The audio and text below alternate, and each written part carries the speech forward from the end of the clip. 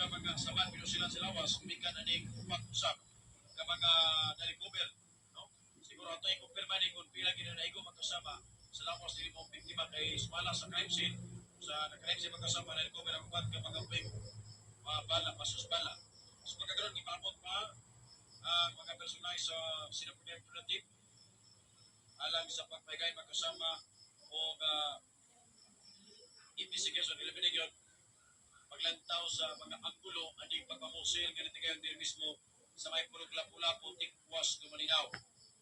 So di ang mga otoridad na binagyon ang Dumalinaw Municipal Police Station uban ang second provincial mobile force company o ang sa Puangan de la Sur Police Provincial Office sa pagpaygayon o investigasyon sa naasoy nga pagpamusil may kasama.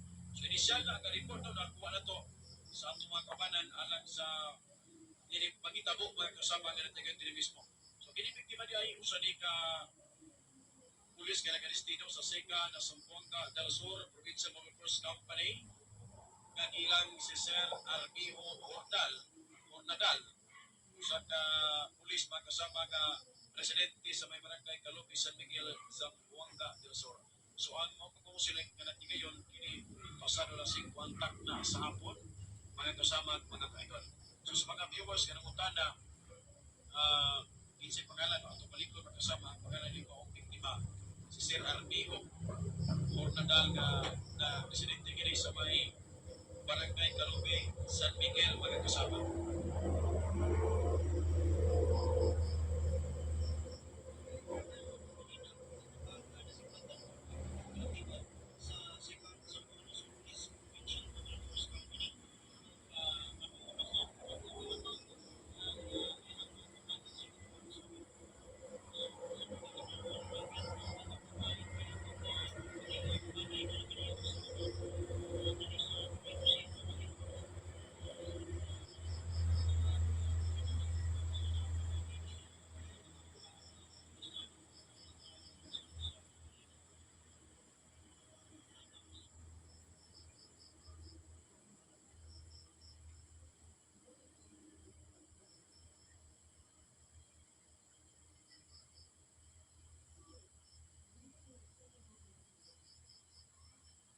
Wala yung asawa daw sa